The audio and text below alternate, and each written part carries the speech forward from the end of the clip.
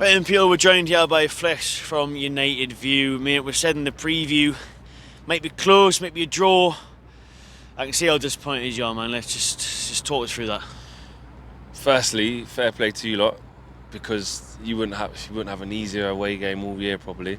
To make that many changes and to get that result, obviously you lot should be buzzing with that. We're a disgrace, mate.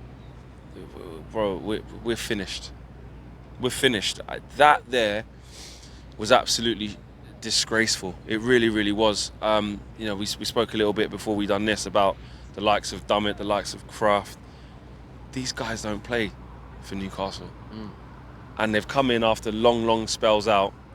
Right now, they're probably on the bus, just, I don't know, vaping. Cigaring. Shots. Yeah, shots. Like, they wouldn't have an easier comeback than that. And Man United are in freefall. Ten Hag has lost control of the players. The players aren't buying into what he's doing. The players have given up. And the ones that are trying are probably trying in the wrong way. Not quality. Hannibal's going around kicking people. Like, fair play to the kid, he's got to try and do something. But there's more yellow cards than passes for us. Do you know what I mean? They look void of ideas. They look scared. Everything. And we've seen this cycle before. We have seen this cycle before. And I said to you, didn't I, jokingly said, I need that manual.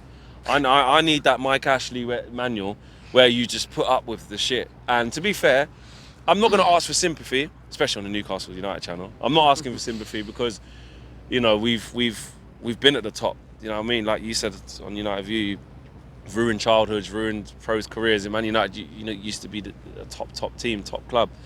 But right now we are a shadow of that, and we are decimated. The club is rotten to the core, and I'm not sure Ten Hag can turn this around. I think this is the beginning of the end. I can't see how he can stem that flow. I've seen some quotes. He's saying, "I'm a fighter. I'm gonna push hard, and we need to be together and cooperate." And all of the buzzwords. Obviously, he's got to say that, and I want him to turn it around. I really, really do, but I don't see how.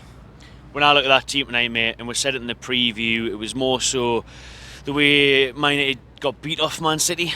It wasn't obviously the result, it was more so the performance and the lack of it, really, I suppose, the lack of effort. And it was again tonight. Like you said, you're coming up against two centre-backs that have barely touched the ball in the past year and a half. Man United only Man United could do this. So you lose a derby like that, but it's against the best team in the world. Yeah. Right? And even then, the inquest is out saying, all right, you're playing the best team in the world, put some passion in, put some desire in, be difficult to break down, have some sort of idea what you're going to do. So you go, right, okay, cool. Then you call for change and say, drop this player, drop Bruno, drop Rashford, drop this player, drop that player. And you play against a decimated Newcastle C team. You got games coming out your arse as well, with big injuries as well. That there just shows you that you can't use injuries as an excuse. We've got our whole back four wiped out, so did you. Look at that team. And I know Livramento and Lewis Hall are good young players coming through the ranks, by the way, and he spent money on them, and they are decent. But that's not your starting 11. And your two centre halves. Do you know what I mean? Dubravka, mate, he couldn't get kicked from Man United. He's just come here. He had a Cuban cigar out and a silk shirt as well. Hardly faced. Did he even make a save? Nah, I don't think he did. Shot on target, mate. I don't think he did. I can't remember. Do you know what I mean? So he's laughing as well. So it's not an excuse that we've got all these injuries, because so have you. Do you know what I mean? And you was able to put together a performance where your players knew what Eddie Howe was asking from them. They still played with intensity. I could see from the first whistle that we were on it. We couldn't really get out. We tried to press a little bit in the first sort of 5-10 minutes. It's quite a scrappy game actually. There's not really much in it. And then you just started to just be comfortable and just wait for the mistakes. That's all you have to do with Man United. Wait for the mistakes. Be organised, and you'll beat us. Yeah. Poor. What's happened then, mate? Because in February we were there at Wembley together. You got the upper hand. Have it back. It wasn't. Mate, I wish I could go back and give you that cup, and we could be in your position. So what? Not the last far, but definitely have the cup. Honestly, yeah. Because at that point, mate, Ten Hag. Well, even in the summer, listen, got your FA Cup final, won the Carabao Cup final, finished in the top 4. What has went wrong since? That's what I mean, mate. When you look at it, you think everything was going the right direction, wasn't it? That's what I mean. I feel like a fucking idiot. Honestly, went wrong in the dressing room. Surely they've lost faith. It's gone, mate. Sancho, whatever it is, but it's gone. It's gone. The players aren't buying in. It's untenable from then and now, really. It seems it. It seems that I can't. I'm trying to look at it and look for something where I'm like, you can turn it around like this, or maybe this can happen. I see nothing.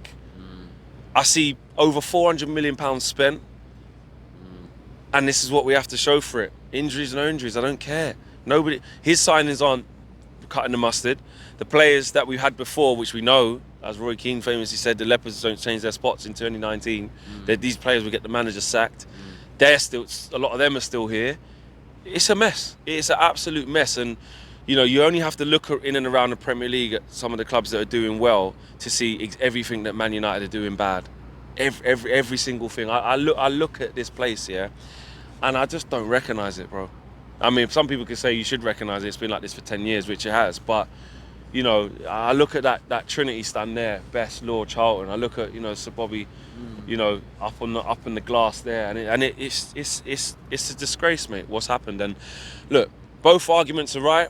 The club from the very, very top has nothing, and that filters all the way down. There's a reason why it's a graveyard here. It's a reason why it doesn't matter what manager comes here, nothing changes. But you can't take all the blame away from the manager, all the onus away from the manager, and give them a free pass, because he's got to get more out of what we've got. That's his job. Exactly. That's what he's there for. That's what Howe's done. That's what Postecoglou's done. That's what Emery's done. Everyone else is doing it. What's our excuse? With 400 million spent, Gary O'Neill. Wait, and I've Gary O'Neill at this point. There, yeah. Remember when you asked me if I'd take Eddie Howe? Yeah. Steve Bruce. Easy. Man United legend. Easy. Flex, let's finish up. First of all, can Newcastle win the Carabao Cup? And second of all, who do you reckon will finish higher, Newcastle United or Manchester United? You know, you'll definitely finish higher than us. And I want you to win this Carabao Cup. Obviously, last year, you know, we had business to take care of. We had to get our first trophy, which hasn't really set us off for anything. So, but no, I said it to you before, didn't I? I really do want you to win this now. You know, Liverpool's still in it. Obviously, I don't want them winning it. Yeah, Chelsea, Matisse. I still want him in the mud. Don't want them looking at anything. So, and you know what? It'll be an amazing story for you guys to do it. And I said to you on our thing, didn't I? I was like, you kind of got bigger fish to fry, which is kind of a compliment. But then when you broke it down and said how long you haven't won a trophy, anything, you should take it. But what testament to you lot, the fact that, you know, you're juggling the squad, come slap Man United quick, try and keep people fresh for Arsenal, then go again at Dortmund, big game, trying to go deep into this now. When you start getting to quarterfinals, semi-finals, then it starts becoming real, and you're like, you know what, we can do it. So yeah, you absolutely can win it. I hope you do win it. They are stitching up with the draws, but no, they gave you an easy draw here. To be fair, that's good. You didn't think that, but it is now. Chelsea, look, they're awful. They're awful. But still Chelsea at the bridge, and it's still a semi-tough game, depending on how they look at that. And they've only got one game a week. Do you know what I mean? They're not in anything, so they're going to play one chance to whatever their strongest team is. You know, they might be a bit fresher than you, but you just go for it, mate. Go for it. Yeah, definitely want to win. All right, big up, bro. Cheers, mate. Thank you. Nice one, mate. Cheers, mate. Nice one, mate. Appreciate it.